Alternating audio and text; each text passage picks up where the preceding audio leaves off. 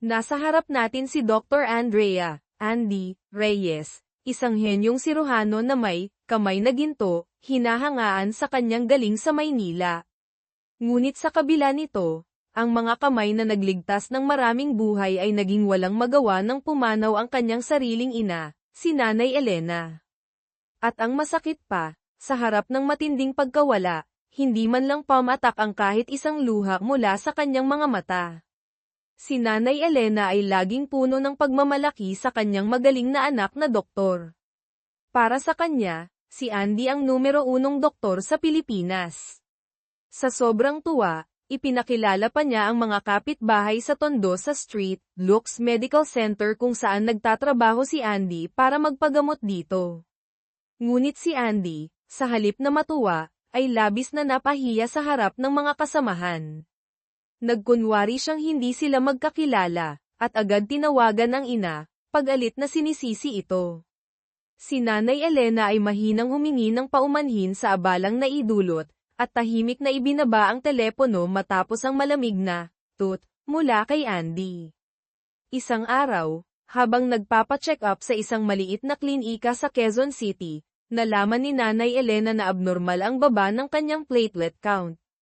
Pinayuhan siya ng doktor na magpatingin sa isang malaking ospital para sa general check-up.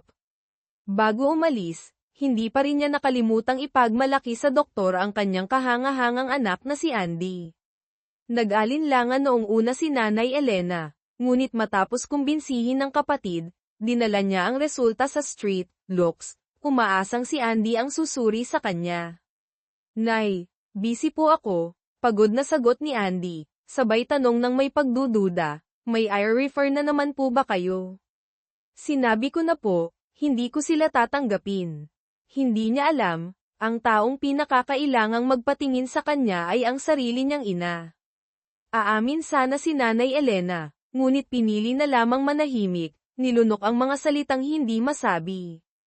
Tahimik siyang tumayo sa malayo. Pinagmamasdan ng anak na nagmamadaling ngumuya ng tuyong tinapay para sa pananghalian. Kumirat ang puso ng ina, ngunit hindi niya alam kung paano lalapit para aluin ito, kaya pinili na lamang niyang tahimik na umalis. Nang hapong iyon, sa gitna ng magulo at maingay na kalsada ng Makati, mag-isang naglakad si Nanay Elena. Maingay ang paligid, ngunit ang kanyang kalooban ay payapang-payapa. Ayaw niyang maging pabigat sa kanyang anak. Sa sandaling iyon, tila tahimik siyang nagpapalam sa mundo. At nangyari na nga ang kinatatakutan. Kinabukasan, nakatanggap ng tawag si Andy mula sa kanyang tiyahin, ibinabalitang si Nanay Elena ay hinimatay at malubha ang kalagayan, comatose. Agad na sumugod si Andy sa airport, sumakay sa pinakamaagang flight pauwi sa probinsya. Sa buong biyahe, ang puso niya'y nag-aalab, isang desperadong pakikipag-unahan sa oras. Nagsimula siyang manalangin, nagmamakaawa sa Diyos na huwag kunin ang kanyang ina. Ngunit pagdating niya, umiling lamang ang doktor at ibinalita ang masamang nangyari. Hindi matanggap ni Andy ang mapait na katotohanan. Sa kabila ng pagpigil ng iba, desperado siyang nagsagawa ng CPR sa ina, ngunit huli na ang lahat. Tuluyan ng pumanaw si Nanay Elena. Pagbalik sa kanilang bahay, natagpuan ni Andy ang mga alaala ng kanyang kabataan na maingat na itinago ng ina, kasama ang isang lumang kwaderno na may huling habilin, "Alagaan mong mabuti ang sarili mo, anak." Napahagulgol si Andy sa kalungkutan at pag-iisa. Makalipas ang ilang araw, habang nagjo-jogging para maibsan ang lungkot, nasaksihan ni Andy ang isang marangyang sasakyan na binangga ng isang humaharurot na kotse. Ang likas na ugali ng isang doktor ay nanaig, agad siyang tumakbo patungo sa pinangyarihan. Nasa bingit ng kamatayan ang biktima. Walang pag-aalinlangang lumuhad si Andy sa tabi ng biktima at nagsagawa ng CPR. Sinundan ito ng isang tensyonadong emergency surgery sa Street, Lux. Lahat ay nagmamadali. Nakikipag-agawan kay kamatayan. Biglang bumagsak ang blood pressure ng pasyente. Ang assistant na doktor sa tabi ay kinabahan, natatakot sa pinakamasama. Dahil ang pasyenteng nasa higaan ay walang iba kundi si Miguel Zobel, ang tagapagmana ng Ayala Corporation, isa sa pinakamakapangyarihang korporasyon sa Pilipinas. Ang pinakamaliit na pagkakamali ay maaaring magdulot ng malaking gulo. Ngunit nanatiling kalmado si Andy. Para sa kanya, lahat ng pasyente ay pantay-pantay at nangangailangan ng tulong. Sa ilalim ng mahusay na pamamaraan ni Andy, nalagpasan ni Miguel Zobel ang panganib. Si Dr. Santos, ang head surgeon, isang incompetent ngunit magaling sumipsip, ay nagmamadaling lumapit kay Andy para itanong ang sitwasyon at proseso. Pagkatapos, sa harap ng media, walang kahihiyang inulit niya ang eksaktong sinabi ni Andy, ngunit hindi man lang binanggit ang pangalan nito, anoko ang lahat ng kredito. Nanahimik lamang si Andy. Kinabukasan, habang tinitingnan muli si Miguel, natuklasan ni Andy ang isang naiwang gauze sa loob ng katawan nito mula sa operasyon, isang simpleng pagkakamali ngunit maaaring ikamatay. Ang operasyong ito ay isinagawa mismo ni Dr. Santos. Tinawagan ni Andy si Dr. Santos para pabalaykan at suriin ito, ngunit nasa bakasyon ito sa Tagaytay, at pag-alit siyang sinabihan na huwag istorbohin ang kanyang pahinga. Kinaumagahan pa lamang nang pumasok si Santos sa silid ng pasyente para mag-check. Napansin niya ang kanyang pagkakamali ngunit dahil sa kanyang kayabangan, hindi niya ito inamin. Sakto namang biglang bumagsak ang blood pressure ng pasyente. Sumugod si Andy, sinubukang ay masahe ang puso ng direkta ngunit wala ng pag-asa. Ang pasyente na sana'y may iligtas pa ay pumanaw sa kanilang harapan dahil sa kapabayaan. Walang kahit anong paumanhin si Dr. Santos sa pamilya ng pasyente, isang lola at isang maliit na apo, malamig lamang na sinabing, hindi na namin siya nailigtas, at umalis. Si Andy, na nakasaksi sa lahat, ay hindi na nakatiis. Nagpasya siyang sabihin ang masakit na katotohanan sa lola, na ang kapabayaan ni Dr. Santos ang direktang sanhi ng pagkamatay. Nang malaman ito ni Santos, nagalit ito ng husto, kinwestiyon kung bakit naglakas loob si Andy na magsalita. Iginiit ni Andy na karapatan ng pamilya na malaman ang totoo. Nakita ni Santos si Andy bilang banta sa kanyang karera, kaya agad niya itong sinisante, at palihim pang nagbigay ng ban, dahilan para walang ospital sa Maynila ang tumanggap sa kanya. Makalipas ang ilang araw, sa isang liblib na isla sa rehiyon ng Visayas, isang desperadong lolo ang may kargang apo na may malubhang karamdaman patungo sa barkong ospital ang tanging pag-asa nila. Si Dr. Benitez, isang doktor sa barko, ay nagdiagnose na ang bata ay may ruptured appendicitis. Kailangan operahan agad, ngunit kulang na kulang ang kagamitan sa barko, at walang espesyalistang siruhano. Umiiyak na nagmamakaawa ang lolo. Sakto namang dumating si Andy. Kaya ko pong gawin, sabi niya. Ngunit nang susuriin na niya ang bata, hinarang siya ni Dr. Benitez, nagtatanong kung sino siya. Ako po ang bagong siruhano sa barko, sagot ni Andy, may karapatan akong operahan ang bata. Sa pahintulot ng kapitan, sinuri ni Andy ang operating room at mga instrumento. Nanlumo siya. Halos imposible ang kondisyon para sa isang komplikadong operasyon. Walang ibang paraan, binuhat ni Andy ang bata papunta sa dental room, inutusan ang nurse na ihanda ang anumang magagamit. Nakikitang nahihirapan ang bata, hindi natiis ni Dr. Benitez, hinayla niya si Andy palabas. Itigil mo yan. Darating ang rescue helicopter sa loob ng 1 oras, sigaw niya. 2 oras ang biyahe pabalik. Malamig na sagot ni Andy, hindi naaabot ang bata. Pagkasabi noon, bumalik si Andy para maghanda. Ngunit isang kapahamakan ang nangyari, sa pagmamadali ng nurse, nabasag ang nag-iisang bote ng anesthesia.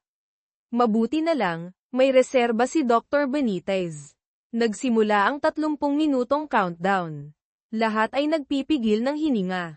Ito ang kauna-unahang ganitong operasyon sa barkong ospital. Sa pamamagitan ng tiyak at mabilis na mga galaw, nagtagumpay si Andy na agawin ang buhay ng bata mula kay kamatayan. Naghiyawan ang lahat sa tuwa. Kinabukasan, sa unang pagbisita sa isang barangay sa probinsya ng Batangas, biglang hinimatay ang kapitan ng barangay. Mabilis na sinuri ni Andy, Natuklasan ng isang malaking abdominal aortic aneurysm na maaaring pumutok anumang oras. Nasa bingit ng kamatayan. Nagpasya si Andy na magsagawa ng isang emergency procedure doon mismo para mapatagal ang oras habang hinihintay ang helicopter. Agad silang nakipag-ugnayan sa pinakamalapit na ospital sa Lipa City, humihiling na ihanda ang operating room. Ngunit paglapag ng helicopter, napagtanto ni Andy na kulang ang pasilidad at tauhan ng ospital para sa ganoong kakomplikadong operasyon. Masyadong kritikal ang pasyente. Napilitan si Andy na siya mismo ang magsagawa ng operasyon. Sakto namang dumating si Director Almeda ng ospital, sumisigaw, "Sino ang naglakas loob niyan? Pinaglalaroan niyo ba ang buhay ng pasyente?" Ngunit nang makita niya ang kahusayan ni Andy sa pag-opera, natigilan siya, at agad nagbago ng tono. "Kailangan namin ng talentong tulad mo sa ospital na ito. Sana sumali ka sa amin." Sinabi ni Andy na hindi niya maiiwan ang barkong ospital, ngunit maaari siyang magtrabaho tuwing weekend. Nagkasundo sila. Subalit, kinabukasan, muling tinawag ni Director Almeda si Andy. Malamig na sinabing puno na ang duty schedule at hindi na siya kailangan. Alam ni Andy na may mali. Nalaman pala ni Almeda mula kay Dr. Santos ang tungkol sa pagkakasibak ni Andy. Natakot siyang baka magdulot ng gulo si Andy at maapektuhan ang kanyang posisyon, kaya binawi niya ang alok. Napilitang bumalik si Andy sa barkong ospital, ipinagpatuloy ang tahimik niyang trabaho. Dito lamang siya naging totoo sa sarili, naghilom, minahal, at kinilala. Isang gabing malakas ang bagyo at maalon ang dagat. Isang lalaki ang naaksidente habang naglilipat ng kargamento sa barko. Naduraj ang braso sa makina. Sumugod si Andy para tumulong. Dahil sa tindi ng pinsala at panganib ng impeksyon. Gumawa siya ng mahirap ngunit kinakailangang desisyon, ginamit ang palakol para putulin ang bahagi ng braso na lampas na sa pagkasalba, upang mapanatili ang tsansang may kabit itong muli. Nagkagulo ang mga tao. Ang asawa ng nasaktang babae ay nagalit, sinunggaban si Andy. Sumisigaw, "Hindi ka karapat-dapat na doktor." Mabuti na lang, umawat si Dr. Benitez at ipinaliwanag, kung hindi agad pinutol, mamamatay ang buong kamay dahil sa pagbabara ng daluyan ng dugo, na haantong sa permanenteng kapansanan. Ang pagputol at pag-opera para ikabit muli sa loob ng golden hours, ang tanging pag-asa. Desperadong nagtanong ang lalaki kay Andy kung magiging inutil na ba ang kanyang kamay. Seryosong ipinaliwanag ni Andy, kailangang maoperahan para may kabit muli sa loob ng 6 na oras. Ngunit hindi makakarating ang Coast Guard dahil sa sama ng panahon. Hindi makakadaong ang barko sa tamang oras. Nilapitan ng kapitan si Andy, nagmamakaawang siya ang magsagawa ng reattachment surgery, isang teknik na hindi niya espesyalidad. Naramdaman ni Andy ang kawalan ng magawa. Ang tanging may kakayahan ay si Director Almeda, ang taong tumanggi sa kanya kamakailan lang. Dahil sa nasaktang pride, malamig na tumanggi si Andy na kontaken ito. Nagsimulang matakot ang lalaki. Kapapanganak pa lang ng kanyang panganay, hindi pa niya ito nahahawakan. Ngayon, nanganganib na mawala ang kanyang braso. Nagmakaawa siya kay Andy na tulungan siya. Ngunit tinalikuran pa rin siya ni Andy. Umiling ang nurse na nakasaksi, iniisip na napakalamig ng dugo ni Andy. Nilapitan ni Dr. Benitez si Andy. "Andy," taimtim niyang sabi, "hindi lang ito pagliligtas ng buhay, kundi pagkakataon mo ring mahanap muli ang sarili mo, lampasan ang nakaraan." Sa wakas, isinantabi ni Andy ang kanyang pride, tinawagan si Director Almeda, mahinahong ipinaliwanag ang sitwasyon at nakiusap na tumulong. Si Director Almeda, kahit may kaunting hinanakit, ay pumayag na magsagawa ng remote-guided surgery dahil sa urhensiya. Ito ang kauna-unahan sa kasaysayan ng medisina sa Pilipinas na isang komplikadong operasyon ang ginabayan ng malayuan at isinahimpapawid pa ng live sa buong bansa. Ang buong bansa ay huminto para manood. Kasabay nito, nanunood din sa TV si Dr. Santos, ngumingisi, sigurado sa pagkabigo ni Andy. Matapos ang 6 na oras ng matinding pagod at tensyon, sa ilalim ng masusing gabay ni Almeda at tiyak na mga kamay ni Andy, dahan-daang gumalaw ang mga daliri ng pasyente. Tagumpay. Naghiyawan ang buong barko sa palakpakan. Lahat ay humanga sa galing at tapang ni Andy. Ang pangyayaring ito ay gumawa ng ingay sa media. Nang tanungin ng reporter kung gusto niyang bumalik sa malaking ospital at harapin si Dr. Santos, tumingin si Andy ng diretso sa kamera at buong tapang na nagpahayag, "Opo. Siguradong babalik ako sa ospital kung saan ako pinilit umalis." Sa ibang araw, nakaharap sila ng isang kakaibang pasyente si Aling Nena, isang kilalang manghuhula sa lugar, na kinatatakutan at iginagalang dahil sa kanyang mga hula tungkol sa buhay at kamatayan. Ngunit kabalintunaan, sinabi ng doktor na siya mismo ang hindi aabot ng 3 araw dahil sa malubhang sakit sa atay. Nagalit si Aling Nena, sinaktan pa ang doktor, iginigiit na wala siyang sakit. Ngunit dinala rin siya sa ospital kung saan nagtatrabaho si Andy. Pagkatapos ng remote surgery, inimbitahan siyang muli ni Director Almeda para sa part-time na trabaho. Isinagawa ni Andy ang kumpletong pagsusuri. Si Aling Nena ay patuloy na naniniwala sa kanyang mga ritual kaysa sa siyensya, ngunit hindi nakalimutang itanong ang gastos sa pagpapagamot. Ipinaliwanag ni Andy na kailangan ang kanyang anak na pumirma ng consent para sa liver transplant surgery. "Wala akong anak," mariing sabi ni Aling Nena, saka pumirma ng waiver at tahimik na umalis. Naobserbahan ni Director Almeda ang pasensya at dedikasyon ni Andy sa mahirap na pasyenteng ito, lalo siyang humanga at tuluyang nawala ang dating pag-aalinlangan. Hindi sumuko si Andy. Kasama si Dr. Benitez, pinuntahan nila si Aling Nena sa bahay nito, kinukumbinsi itong magpa-opera. Ngunit matigas pa rin itong tumatanggi. Nang paalis na sila, may naalala si Andy, bumalik siya, tumakbo ng buong bilis patungo sa bahay ng manghuhula. Matigas pa rin itong ayaw magpa-ospital. Lumalabas na may anak pala si Aling Nena, ngunit nahihiya ito at ikinakaila ang ina dahil sa pagiging manggagamot. Sa huli nilang pagkikita, natakot ang anak na makita sila ng iba at pagtawanan. Gusto niyang putulin ang ugnayan. "Nakakahiya ba ako, anak?" maingat na tanong ni Aling Nena. "Opo, lagi na lang kayong nag-aalay," nanlilisik ang mata, sagot ng anak, saka umalis. Ngunit hindi nagalit si Aling Nena, kumuha siya ng makapal na pera at ibinigay sa anak.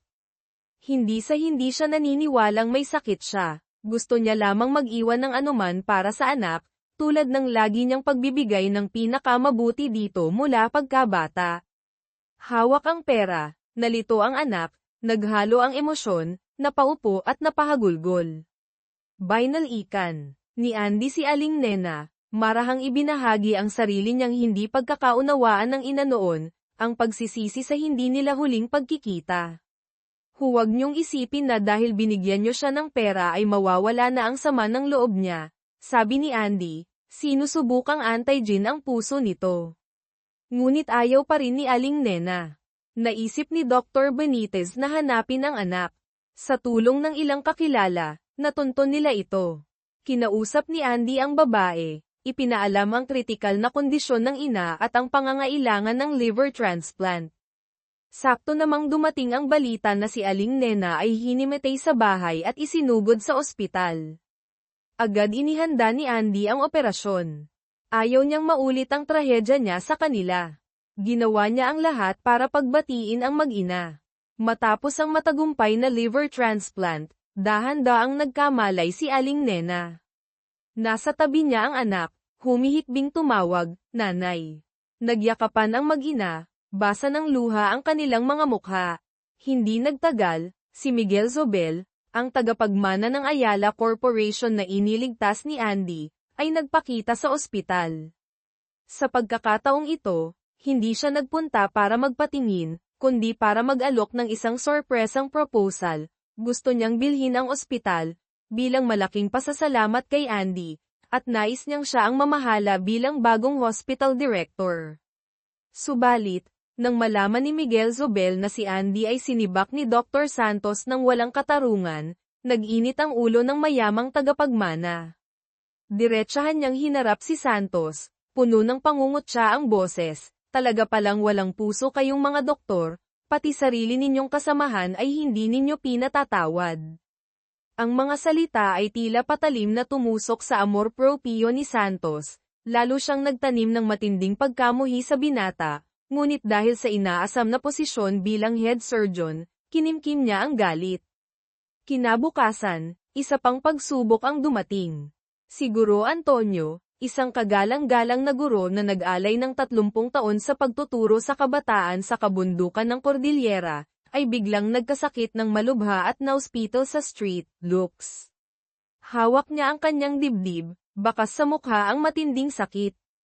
Agad siyang sinuri ni Dr. Ben Ramirez, kasamahan ni Andy sa barkong ospital na tumulong sa kanya sa maraming mahihirap na kaso.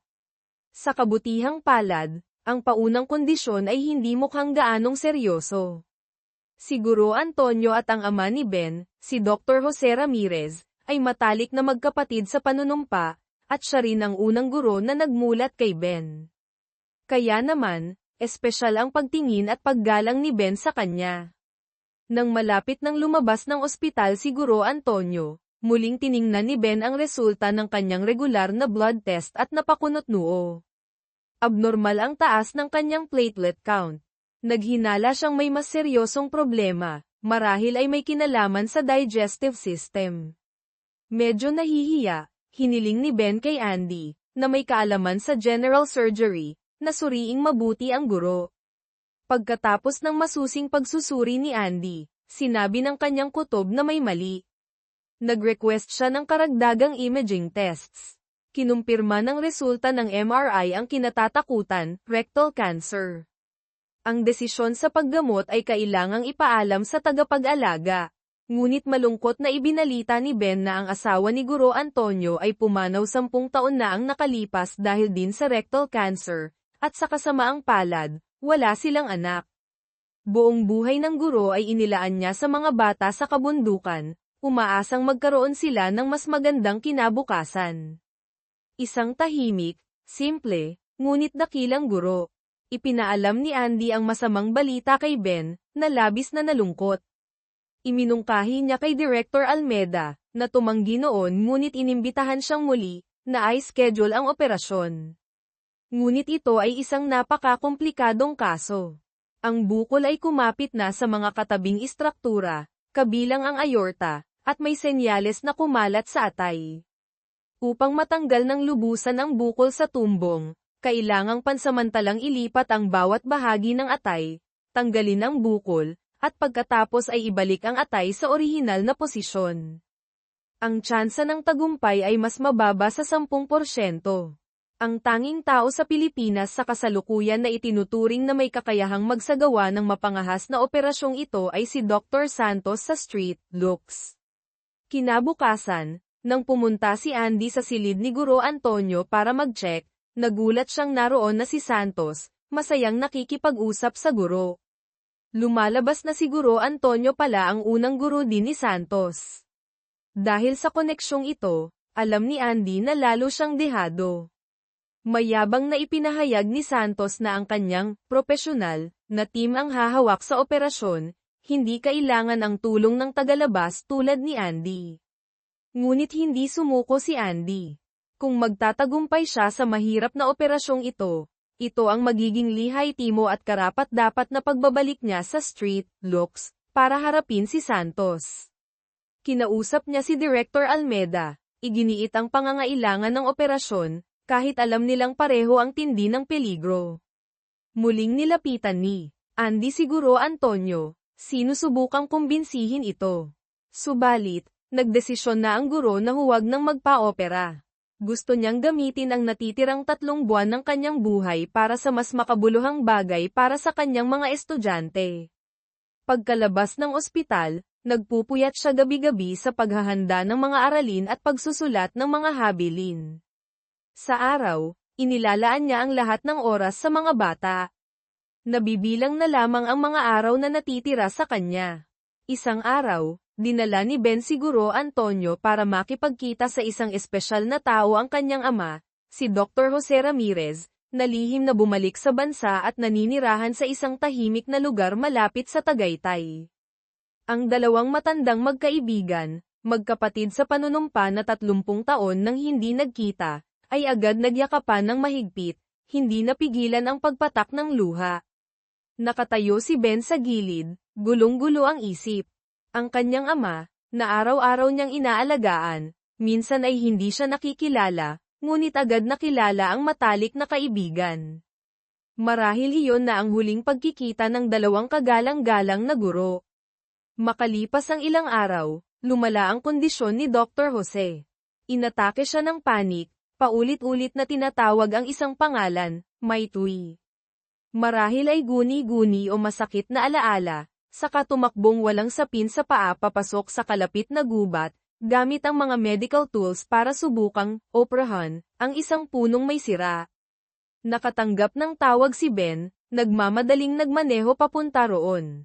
Kasama ang mga medical staff, pumasok sila sa gubat para hanapin ang ama, malakas na tinatawag ang pangalan nito. Nang matagpuan, natigilan si Ben at ang lahat sa kanilang nakita. Ang matanda ay maingat na tinatahi ang sugat sa balat ng puno.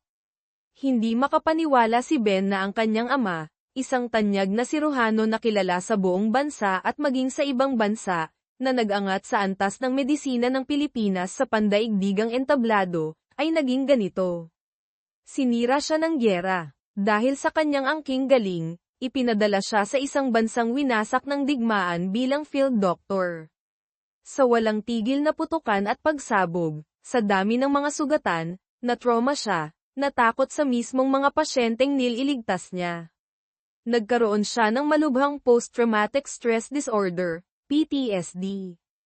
Hindi na niya nakayanan, lihim siyang tumakas mula sa digmaan, bumalik sa Pilipinas na sira ang isip, isang sakit na hindi na lubusang gumaling. Tila kinalimutan na rin siya ng bayan. Sa harap ng amang may malubhang karamdaman, nakaramdam si Ben ng matinding kawalan ng magawa, tumayo siyang mag-isa sa ulan, humahagulgol. Ang mga atake ng kanyang ama ay nagdulot pa ng ibang problema. Minsan, bumalik ang alaala ng gyera, akala niya umiiwas siya sa mga bala, tumakbo siya ng walang direksyon sa gitna ng mataong kalsada, takip-takip ang ulo.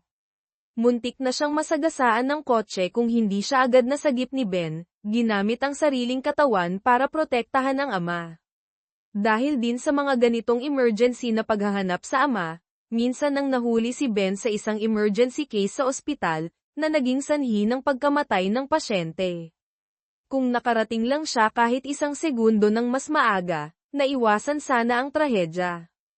Ang multo ng pangyayaring iyon ay patuloy na bumabagabag sa kanya.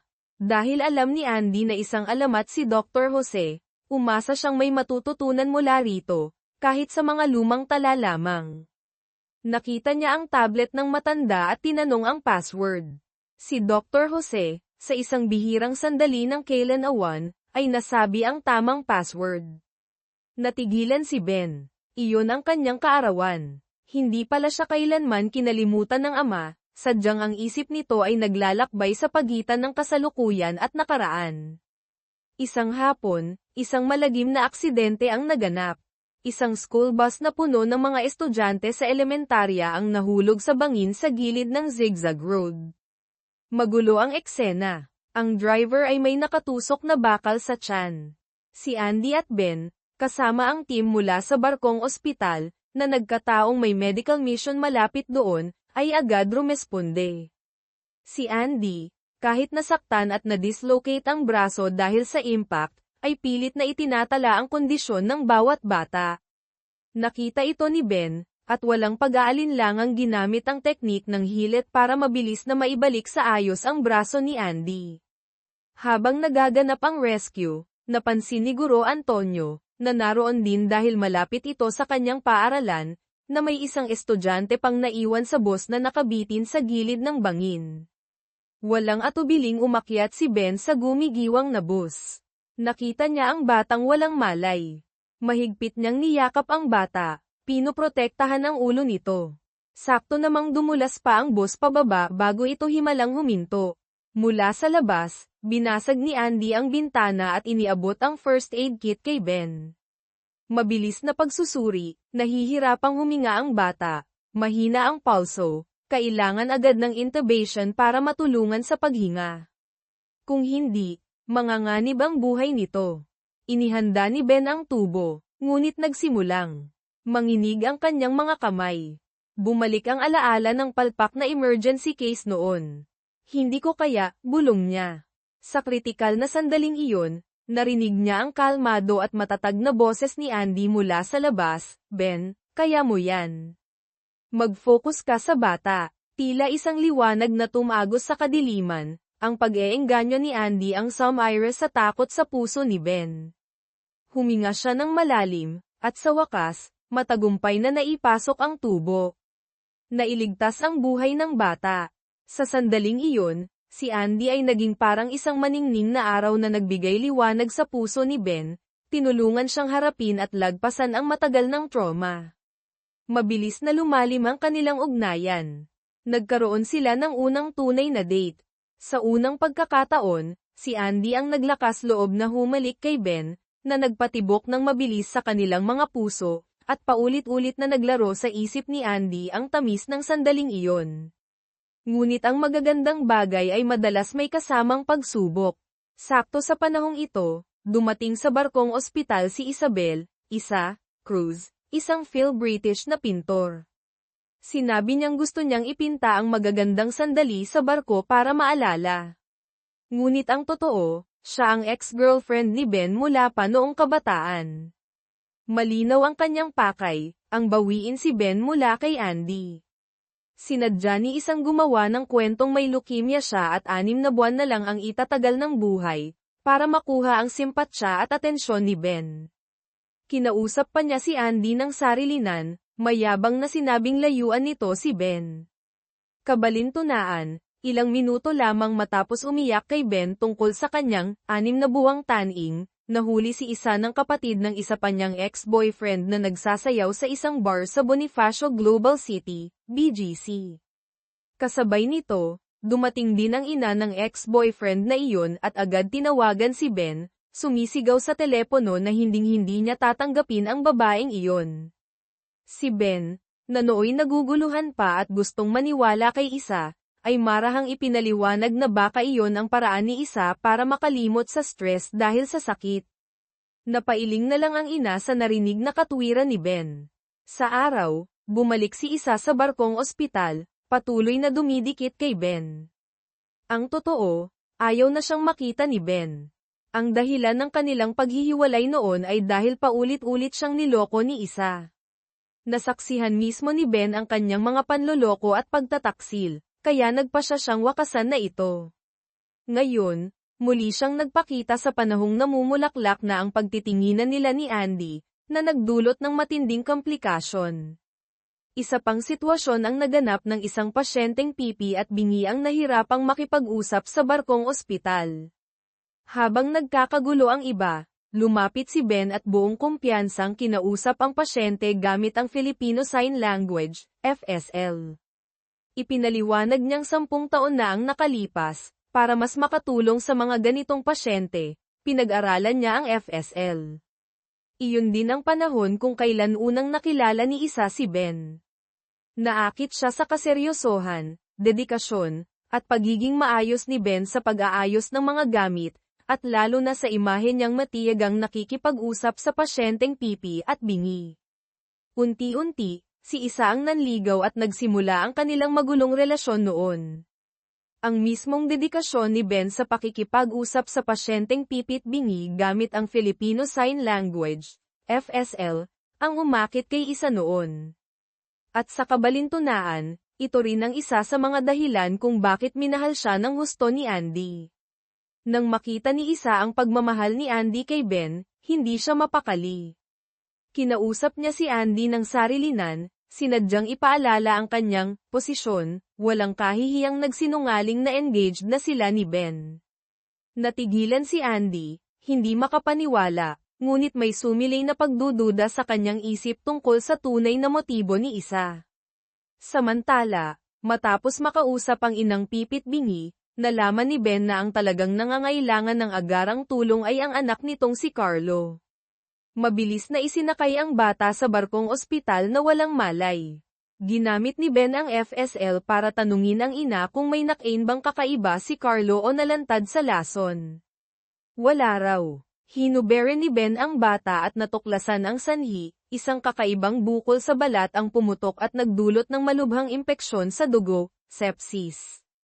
Kailangan ng agarang operasyon, kung hindi ay hindi aabutin ng 3 oras ang bata. Agad nilang inihanda ang operating room. Kinabukasan, nakatanggap ng tawag si Isa. Patago siyang pumasok sa isang pahingahan para sagutin ito. Nagkataong nagpapahinga si Andy sa kabilang kama, na may manipis na kurtina lamang sa pagitan. Malinaw niyang narinig ang usapan ni Isa, kinukumpirma na ang sakit niyang leukemia ay isa lamang palabas, isang planong binuo niya para makuha ang awa ni Ben, para iwan nito si Andy at siya ang alagaan habang buhay. Si Ben ay nanatiling walang kaalam-alam. Kahit hawak na ang matibay na ebidensya, nagpasya si Andy na huwag munang ibunyag si Isa. Nang gabing iyon, kinausap ni Ben si Andy, nangakong lagi siyang mananatili sa tabi nito, umaasang hindi siya itutulak palayo. Ang taos-pusong usapang ito ay hindi sinasadyang narinig ni Isa. Dahil sa matinding galit, kinabukasan, hinarap niya si Andy para ipamukha ang kanyang estado. Ngunit hindi niya alam na ni Andy ang lahat. Matapang na nagdeklara ng gyera si Isa, ngunit hindi umatras si Andy, mahinahon niyang sinabi ang kanyang mga narinig. Agad na natakot si Isa, namutla, nagmakaawang huwag sabihin kay Ben, kung hindi ay wala na siyang mukhang ihaharap dito. Hindi tulad ni Isa na gumagamit ng maruming paraan, pumayag si Andy na manahimik. Subalit, hindi rin santa si Andy. Ang buhay niya ay puno rin ng sariling mga problema.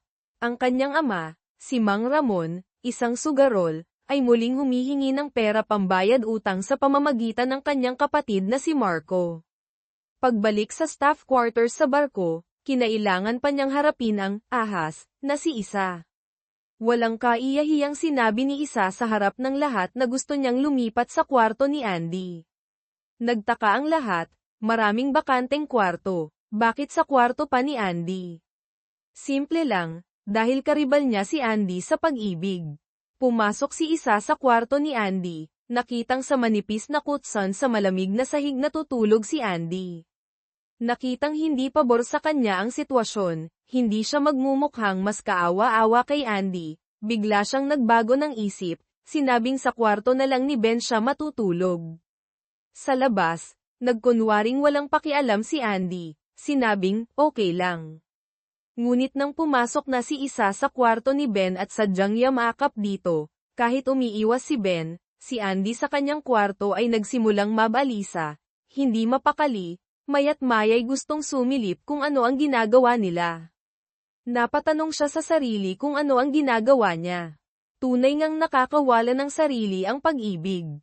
Hindi nakatulog si Andy ng gabing iyon. Kinaumagahan, hindi magkasamang lumabas ng iisang kwarto sina Ben at Isa. Lumalabas na tinanggihan ni Ben si Isa kagabi, at nakitulog siya sa kwarto ng kasamahang si Leo. Doon lamang nakahinga ng maluwag si Andy. Pagbalik sa barkong ospital, galit na sinundan ni Isa si Ben. Nakita ito ni Leo, na alam na ang kasinungalingan ni Isa, at diretsahang tinanong si Isa, alam na ba ni Ben na hindi ka naman talaga may sakit? Natigilan si Isa, napagtantong may mali. Si Andy lang ang nakakaalam ng kanyang kasinungalingan, paano nalaman ni Leo? Muli niyang kinumpronta si Andy sa deck ng barko, muling nagdeklara ng gyera. Iginiit ni Andy na wala siyang sinabi kay Leo. Ang totoo, nang umamin si Isa sa kanyang kasinungalingan sa pahingahan, noong narinig ni Andy, nag-aayos ng computer si Leo sa kabilang kwarto at hindi sinasadyang narinig ang lahat. Sadyang mapaglaro ang tadhana. Sa wakas, nalaman din ni Ben ang buong katotohanan. Hindi siya nagalit, tanging malalim na pagkadismaya ang naramdaman. Kalmado niyang sinabi kay Isa, makaaalis ka na. Hindi ko kailangan ng kaibigang sinungaling. Walang nagawa si Isa kundi umalis, dahil sa huli, iyon ang nararapat sa kanya. Muling dumating ang problema kay Andy. Kinabukasan, pinaligiran siya ng mga goons na naniningil ng utang sa pier, hinihingi ang bayad sa malaking pagkakautang ng kanyang ama. Sa ibang lugar sa probinsya, isang amang magsasaka, Mang Cardo, ang isinama ang binatang anak, Toto, sa bukid. Nagrereklamo ang anak, ayaw daw niya ng maduming trabaho.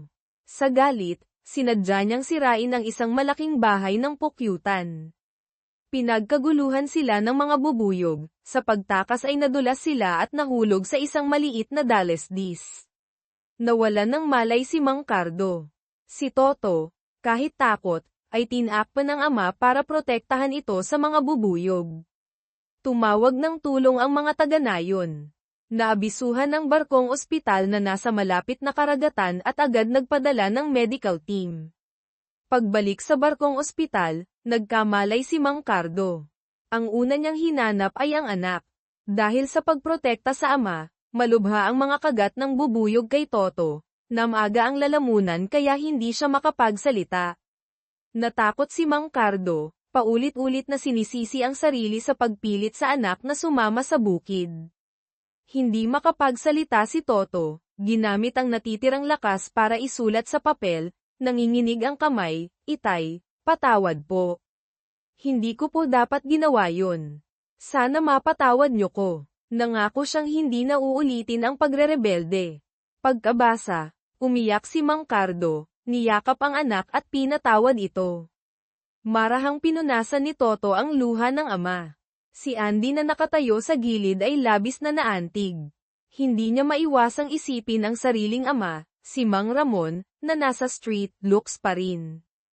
Kailanman ay hindi niya nagawang maging ganito katapat sa ama. Lumalala ang kondisyon ni Mang Ramon. Nais niyang tulungan siya ni Andy na pekay ng medical records para makakuha ng 50 milyong pisong insurance. Mariing tumanggi si Andy. Hindi niya kayang hayaan ang amang gumawa ng ilegal at kaiyahiyang bagay. Ang mainit nilang pagtatalo ay narinig ni Ben na nasa labas ng kwarto. Tahimik siyang nagmasid, walang imik. Paglabas ng kwarto, nanginig ang buong katawan ni Andy, saka siya napahagulgol. Lagi na lang, umiiyak niyang sabi kay Ben na naroon, lagi na lang sa pinakapangit na paraan ako umaarte. Saka siya tumalikod at naupo sa isang sulok ng pasilyo, umiiyak mag-isa. Ang tanging may sapat na kasanayan para iligtas ang kanyang ama ay si Dr. Santos pa rin. Isinantabi ni Andy ang lahat ng pride, nilapitan si Santos, lumuhad at nagmakaawang iligtas ang kanyang ama. Ngunit malamig siyang tinanggihan nito. Tila hindi tinitigilan ng pagsubok si Andy. Dahil sa mahal na gastos sa ospital ng ama, instant noodles na lang ang kinakain niya kasama ang kapatid na si Marco. Umiiyak na nakiusap si Marco kay Andy, "Ate, kailangan nating iligtas si Itay, anuman ang mangyari. Kawawa na ang buhay niya. Kahit marami siyang pagkakamali, bilang anak, kung kaya natin, dapat natin siyang tulungan." Naiintindihan ito ni Andy ng lubos.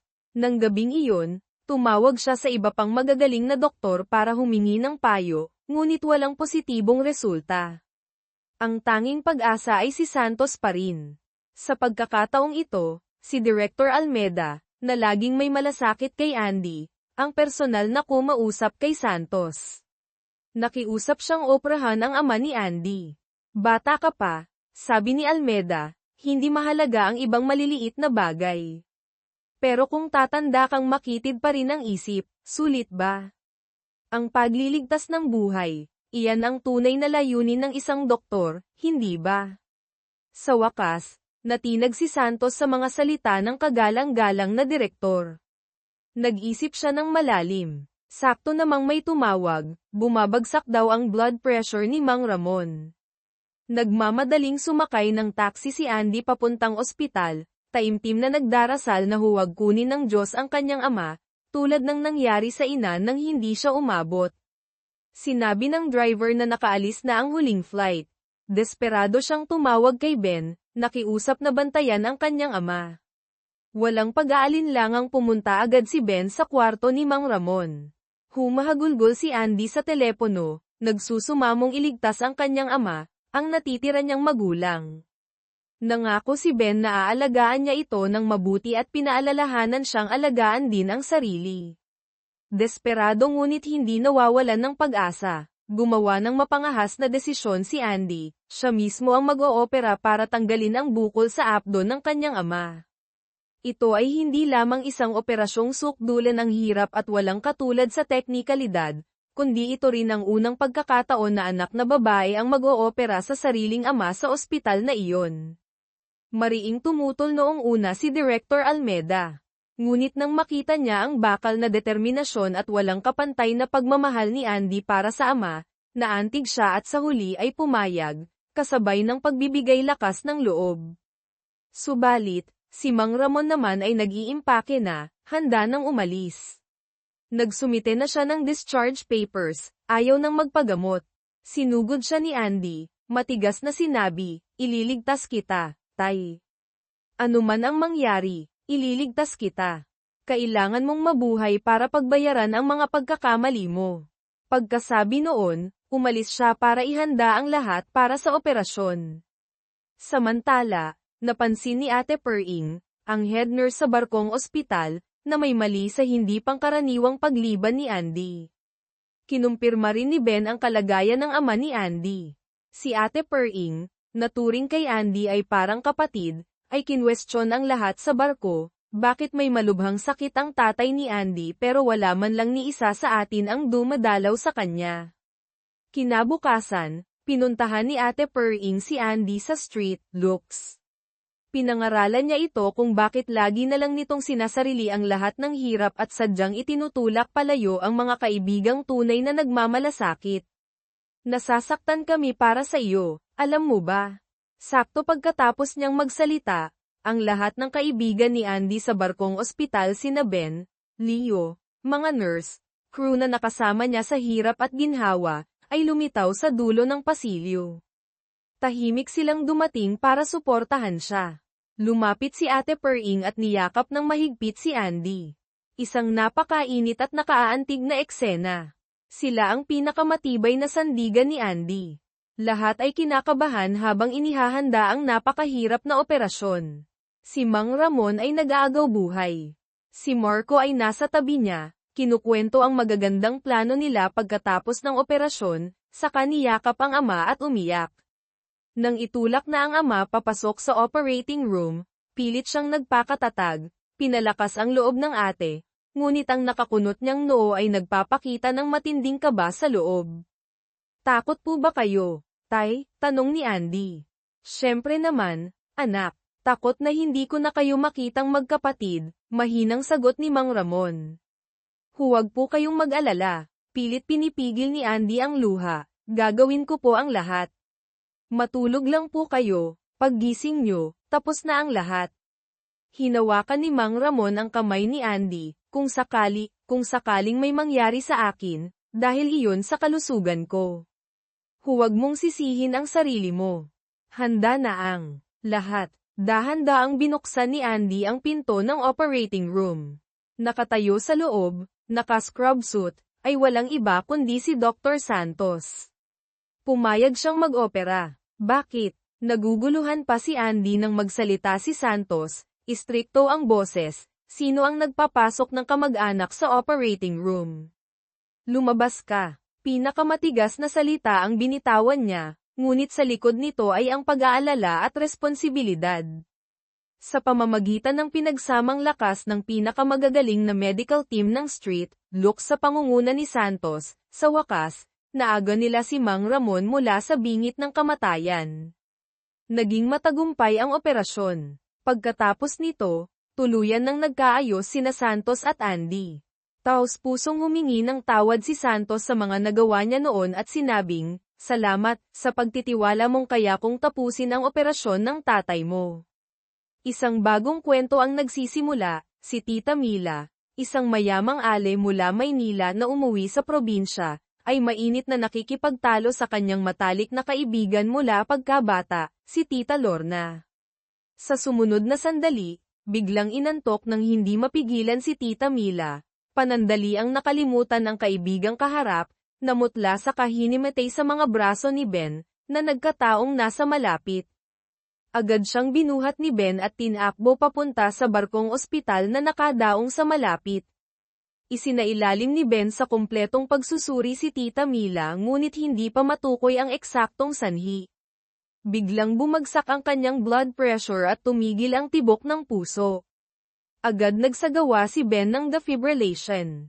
Habang abala sa pag-revive, walang tigil ang pagring ng telepono ni Ben tawag mula sa nursing home ng kanyang ama, nag-aalalang si Dr. Jose ay muling tumakas at nawawala. Ngunit nakatuon si Ben sa pagliligtas ng pasyente, binaliwala muna ang pag-aalala sa ama. Sa wakas, bumalik sa normal ang tibok ng puso ni Tita Mila. Lumabas si Ben para sagutin ang tawag, kinumpirma ang pagkawala ng ama. Kahit puso niya'y nag-aalab sa pag-aalala, pinili niyang unahin ang tungkulin sa pasyenteng kritikal, hindi niya ito maiiwan para hanapin ang ama sa mga sandaling iyon. Pagbalik niya sa ward, narinig niyang sinabi ni Tita Lorna, ang kaaway ni Tita Mila kanina, na mahilig si Tita Mila sa mga ligaw na gulay na kinukuha sa bundok. Agad pumasok sa isip ni Ben, posible kayang pagkain ang sanhi. Ikinwento ni Tita Lorna ang nangyari ng araw na iyon. Silang tatlo ay magkakaibigang lumaki ng sabay. Si Tita Mila ay umasenso sa Maynila, yumaman, at nang umuwi ay naging saplada at kinalimutan na ang mga dating kaibigan. Nang araw na iyon, nagkasabay sila sa pagkuha ng gulay sa gubat. Nainis si Tita Lorna sa pagiging malamig at walang pakialam ni Tita Mila kaya sinimulan niya itong sermonan. Hindi naman nagpatalo si Tita Mila kaya nagkasagutan sila ng matindi. Sa galit ni Tita Lorna, sinabi niyang ayaw na niyang maging kaibigan ang isang baliw na matanda, tulad ni Tita Mila, saka umalis kasama ang isa pa nilang kaibigan. Pagkatapos noon, pumunta sa dagat sina Tita Lorna at ang isa pang kaibigan para mangisda at sumisid. Sa kasamaang palad, sumabit ang paa ni Tita Lorna sa mga lambat o basura sa ilalim ng dagat. Hindi siya makaalis. Naubos ang hangin sa kanyang tangke at lumubog siya. Napilitan siyang tanggalin ang kanyang gamit para makaahon, ngunit pag-ahon niya ay wala na siyang hininga. Nasagip siya ng mga tao at dinala sa barkong ospital. Nang makatanggap ng emergency call, nagmamadaling pumunta sina Andy at Ben sa pinangyarihan. Ang pasyente, Tita Lorna, ay nalunod at hindi na humihinga. Mabilis na sinuri ni Andy, agad nag-intubate para suportahan ang paghinga.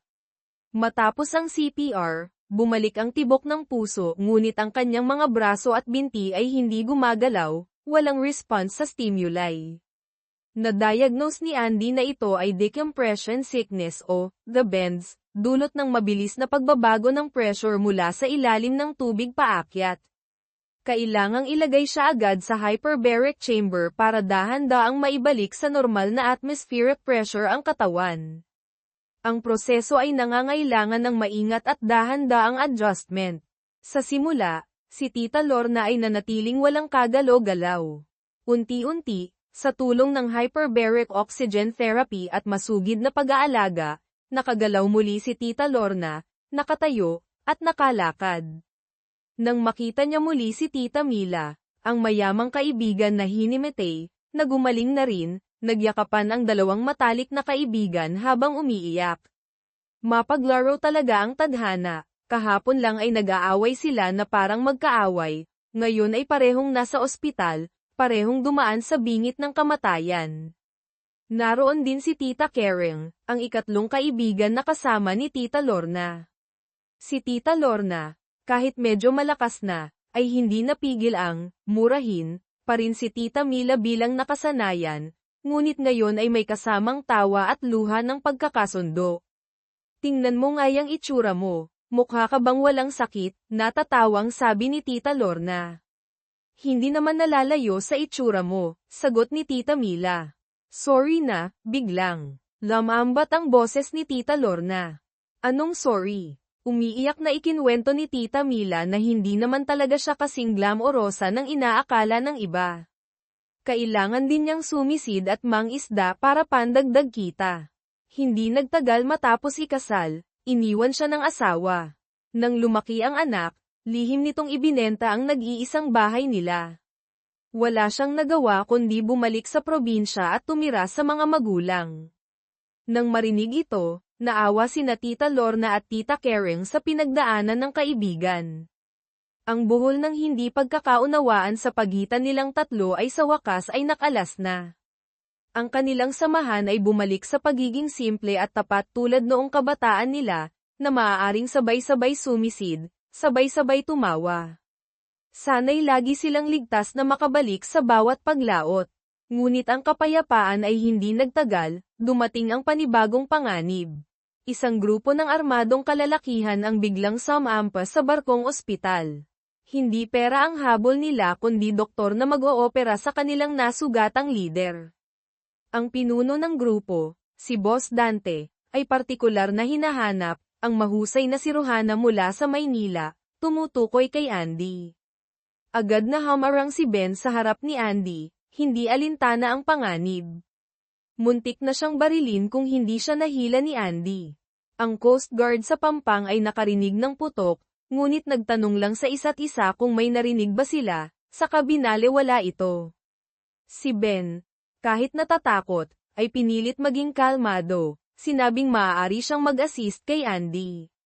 Sa ilalim ng banta ng baril, napilitan si Andy na i-empake ang mga kinakailangang gamit medikal, sumama sa kanila sa isang mabilis na bangka patungo sa isang lumang bodega malapit sa pantalan ng Tondo. Nasindak si Andy sa tanawin sa loob ng bodega. Nagkalat ang mga bangkay. Dugo ay nasa lahat ng dako. Ito pala ang pinangyarihan ng isang madugong engkwentro kaugnay ng transnasyonal na bentahan ng shabu. Ang kanilang leader, si Ricardo, ay malubhang nasugatan sa bar ilan.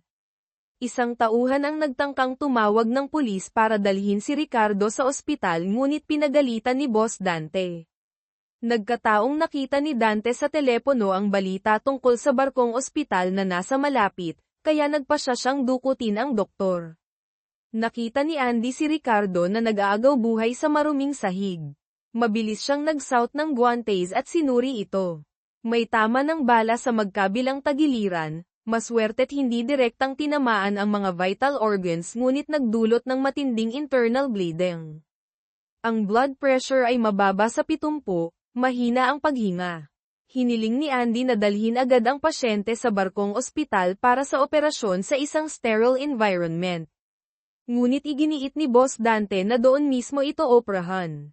Ang pag-opera sa ganito karuming lugar ay may napakataas na panganib ng impeksyon, kulang ang anesthesia, at wala ring sapat na medical staff at kagamitan para sa isang major surgery para tanggalin ang bala. Nagalit si Boss Dante, itinaas ang baril, at sumigaw na operahan na ito agad. Sakto namang bumagsak ng tuluyan ang blood pressure ni Ricardo. Mabilis na nag-intubate si Ben para matulungan itong huminga, pansamantalang na-stabilize ang vital signs.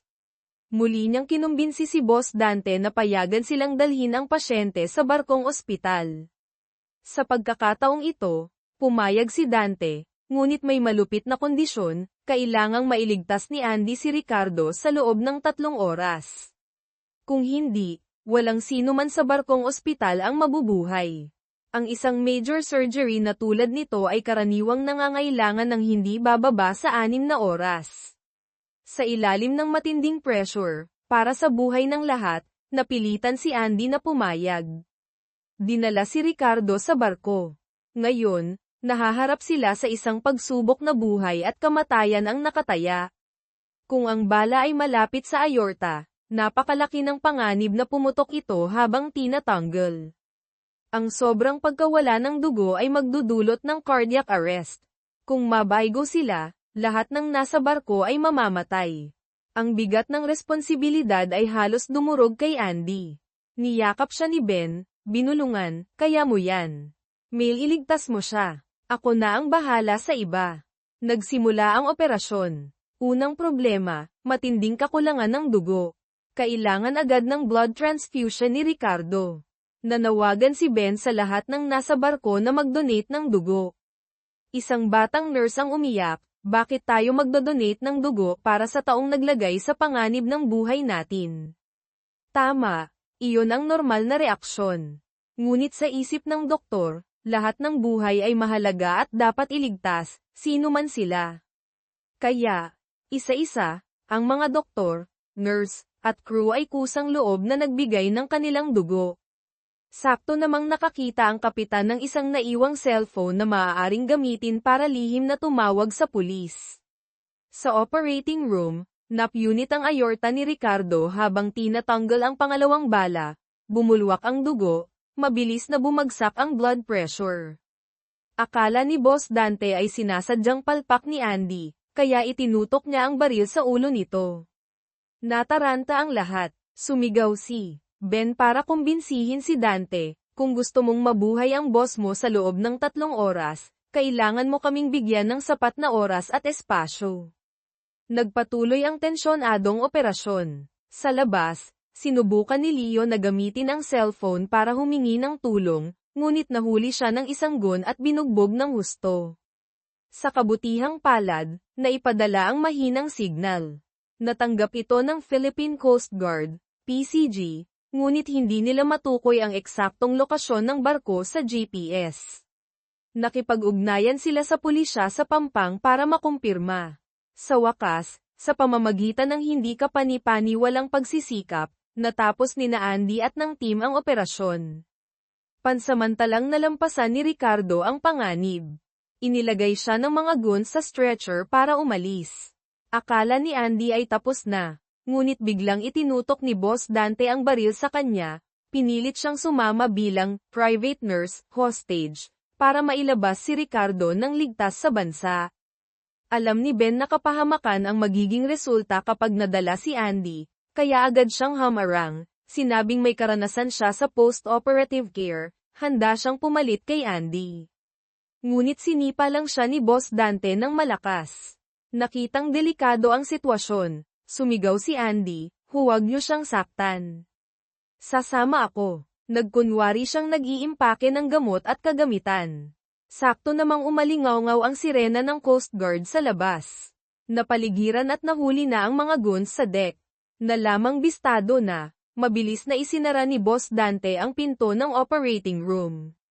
Sinamantala ni Ben ang pagkakataon, buong lakas siyang itinulak palabas ng pinto.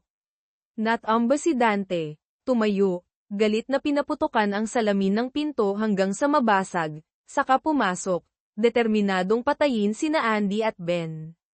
Mabilis na kinuha ni Ben ang fire extinguisher at ibinuga ito sa mukha ni Dante. Panandalian itong nawalan ng direksyon. Hinayla ni Ben si Andy palabas. Walang tinging nagpaputok si Dante patungo sa kanila. Sa kritikal na sandali, itinulak ni Ben si Andy at sinalo ng kanyang katawan ang bala. Bumagsak siya sa mga bisig ni Andy. Mabilis namang nadakip ng Coast Guard si Boss Dante. Malubha ang tama ni Ben, walang tigil ang pagdurugo. Agad siyang isinakay sa rescue helicopter. Mahigpit na hinawakan ni Andy ang kamay niya. Humahagulgol, Ben, lumaban ka. Kailangan mong lumaban. Ngunit nawalan na ng malay si Ben. Dinala siya sa pinakamalapit na ospital, ngunit sa kasamaang palad, nakalib ang pinakamagaling na siruhano. Nagdesisyon silang ilipat siya sa Street Looks sa Maynila. Ngunit habang nasa biyahe, tumigil sa paghinga si Ben. Nasa bingit ng kamatayan. Ang tanging makapagliligtas kay Ben sa mga sandaling iyon ay si Andy. Ngunit pagod na pagod siya mula sa mahabang operasyon kanina. Higit pa rito, si Ben ang lalaking pinakamamahal niya. Makakayanan kaya niyang manatiling kalmado habang inooperahan ito. Matapos ang matinding pag-aalinlangan, nagpasya si Andy na siya mismo ang mag-oopera kay Ben. Ang magagandang alaala nila ay bumabalik sa kanyang isipan. Maraming beses nasaktan si Ben dahil sa nakaraan niya, ngunit nanatili itong matyaga sa tabi niya, nagbibigay liwanag at init sa puso niya, walang sawang nagpapalakas ng loob at nagtitiwala sa kanya. Hindi niya namalayang nahulog na pala ang loob niya sa lalaking ito na may napakabuting puso. Ngayong nakikita niya itong nag-aagaw buhay, parang dinudurog ang puso ni Andy, tumutulo ang luha. Ngunit kailangan niyang magpakatatag. Namangha ang mga kasamahan sa kalmadong paghahanda ni Andy para sa operasyon. Isa siyang tunay na henyo. Isinasagawa niya ang operasyon sa lalaking mahal niya ng may kahanga-hangang precision. Ngunit hindi nila alam, sa ilalim ng surgical mask, pinagpapawisan siya ng malamig, tahimik na dumadaloy ang luha. Sa kabutihang palad, naging matagumpay ang operasyon.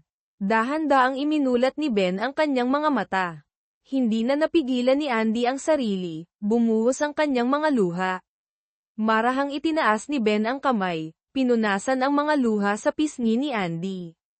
Lalong napahagulgol si Andy. Lumipas ang 10 araw. Sa buong panahong nasa ospital si Ben, ni minsan ay hindi siya dinalaw ni Andy. Iniwasan niya ito, sa halip ay mag-isa siyang pumupunta sa nursing home para alagaan ang ama nitong si Dr. Jose. Nang pareho na silang bumalik sa barkong ospital, patuloy pa ring umiiwas si Andy kay Ben.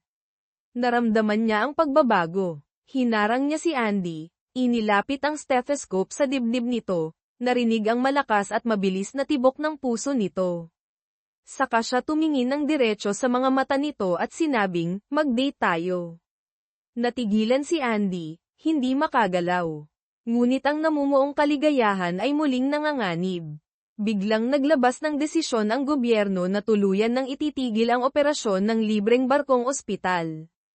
Kasabay nito, isang buntis sa barko ang biglang nag-labor ng wala sa oras, at nasa kritikal na kondisyon, umbilical cord prolapse. Kailangan ng agarang C-section para itulak pabalik ang sanggol, kung hindi ay mamamatay ito. Sa suffocation, si Andy, kahit mahusay na siruhano, ay walang espesyalisasyon sa obstetrics. Makapal ang hamog sa dagat kaya hindi makalapit ang Coast Guard para ilikas ang pasyente. Ang operasyon sa barko ang tanging pag-asa. Teorya lamang ang alam ni Andy tungkol sa C-section, hindi pa siya nakagawa nito kailanman. Nakikitang nahihirapan ang buntis, hindi rin niya ito matiis. Sa pag-udyok ni Ben, nagpasya siyang subukan. Maingat niyang ipinaliwanag ang sitwasyon sa ina ng buntis, ang guardian, hindi siya OB-GYN, hindi pa siya nakagawa ng ganitong operasyon, ngunit kung walang gagawin, parehong mamamatay ang mag-ina. Kapag pumayag lang ang guardian saka siya magpapatuloy. Ang ina, matapos maintindihan ang sitwasyon, ay umiyak at nakiusap kay Andy na gawin ang lahat para iligtas ang kanyang anak, at hindi niya ito sisisihin anuman ang mangyari. Nang makuha ang pahintulot, sinimulan ni Andy ang tensyonadong operasyon. Matagumpay na nailabas ang sanggol, ngunit ito'y kulay ube at hindi humihinga. Matiyag ang nilinis ni Ben ang daanan ng hangin ng sanggol. Sa wakas, isang mahinang iyak ang narinig. Buhay ang sanggol. Nakahinga ng maluwag ang ina na nag-aabang sa labas. Napuno ng saya ang buong barko. Ang mag-ina ay inilipat sa mas malaking ospital para sa karagdagang pangangalaga. Akala nila'y tapos na ang pagsubok, ngunit kinabukasan, nakatanggap ng tawag si Andy mula sa istasyon ng pulis. Ang mag-inang kakaligtas lang niya ay nagsampa ng kaso laban sa kanya. Inakusahan nila si Andy na walang kwalifikasyon, nag-opera ng walang pahintulot ng pasyente, kahit pumayag ang ina, nagdulot ng premature birth, kaya't ang sanggol ay kailangang manatili sa incubator at ang katawan ng ina ay napinsala. Isang kasinungalingan at kawalan ng utang na loob. Paulit-ulit na tinanong ng pulis si Andy. Para protektahan ang mga kasamahan at ang barkong ospital, anako ni Andy ang lahat ng responsibilidad. Mabilis na kumalat ang balita sa media.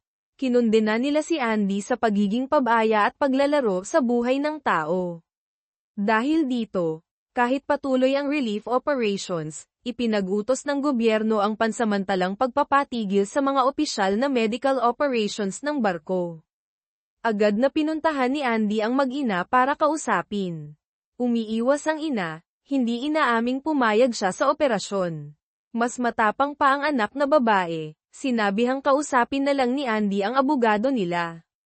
Parang piniga ang puso ni Andy sa sakit at galit. Samantala, si Miguel Zobel, ang mayamang negosyante, ay tahimik na isinasakatuparan ang kanyang plano. Nagkunwari siyang lumipat sa isang sira-sirang kubo para linlangin ang publiko, habang ang tunay na layunin ay bilhin ang lokal na ospital at ipatupad ang telemedicine system na pag-aari ng kanyang kumpanya. Naglobby siya para ipatigil ang libreng serbisyo ng barkong ospital, saka inalok ang remote treatment bilang kapalit. Bawat residente sa isla ay binigyan ng tablet. Ngunit hindi nito isinaalang-alang ang mga seryosong problema, paano gagamitin ng mga matatanda ang teknolohiya. Paano ang tamang diagnosis kung walang pisikal na eksaminasyon? Ang layunin ni Zobel ay makabenta ng maraming mamahaling kagamitan at kumita ng malaki. Para sa propaganda, gumawa sila ng mga pekeng video na nagpapakitang madaling gamitin ng mga matatanda ang sistema. Si Ben, nang masaksihan ang demo, ay hindi napigil ang ipakita ang kanyang pagkadismaya sa panloloko. Isang sakuna ang nangyari nang magkaroon ng malawakang internet outage. Kasabay nito, maraming pasyente ang lumala ang kondisyon. Dumagsa sila sa nag-iisang maliit na klinika na bukas pa. Mabilis itong napuno. Tumawag sila ng tulong kay Ben. Agad rumesponde si Ben at ang kanyang team mula sa barko, kahit limitado ang operasyon. Sinubukan nilang kontakin ang mga remote doctors ngunit hindi sila available dahil kailangan din nilang magpahinga. Ang mga pasyenteng nangangailangan ng check-up ay kailangang maghintay. Napagtanto ni Ben ang kabalintunaan at kawalan ng humanidad ng sistema. Kung lahat ay maghihintay na mag-online ang doktor, baka malamig na ang pasyente bago pa man masuri.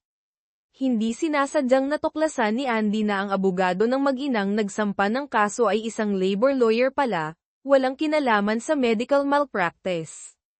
Nag-imbestiga siya at natuklasang ang abogado na ito ay legal counsel ng kumpanya ni Miguel Zobel. Ang buong kaso ay isang palabas na idinirehe ni Zobel para sirain ang reputasyon ni Andy at ng barkong ospital, para mapadali ang kanyang pagkontrol sa lokal na healthcare system. Nangako si Zobel ng malaking investment sa ospital ni Director Almeda para gawin itong mas malaki at moderno, ngunit mas mahal ang serbisyo. Noong una, natukso si Director Almeda kaya't muntik na niyang tanggalin si Andy.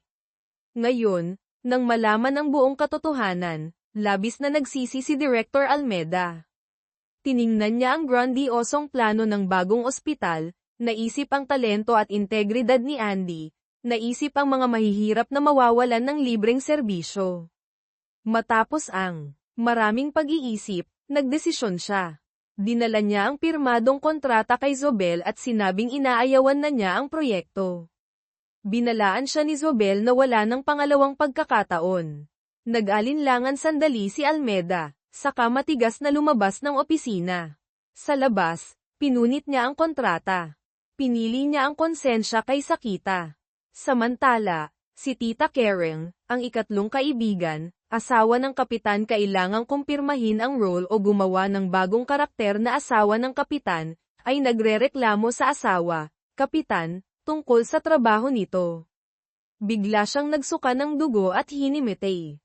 Diagnosis, acute liver failure, apektado na rin ang ibang organs. Nagkaroon siya ng temporary amnesia. Muling nagpakita si Director Almeda, sa ospital o kung saan man dinala si Tita Karen. Nakita niyang si Andy ay sinusubukang tumulong sa pag-aasikaso kay Tita Karen. Muli niya itong pinigilan. Sibak ka na. May kaso ka pa. Wala kang karapatang manggamot dito. Ginawa niya ito dahil sa takot na madamay ang ospital sa kaso ni Andy.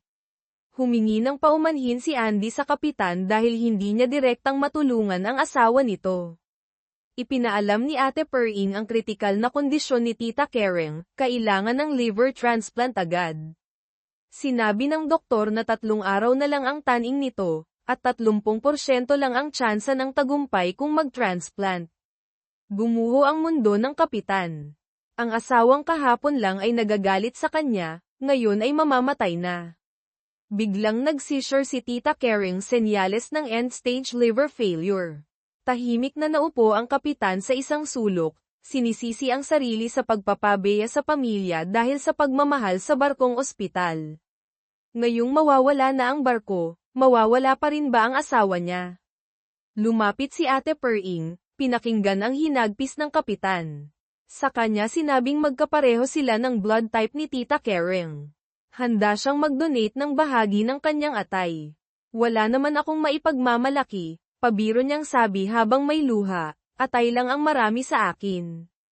Muling isinuot ni Andy ang puting coat, nilapitan si Director Almeda, nakiusap na payagan siyang gawin ang liver transplant.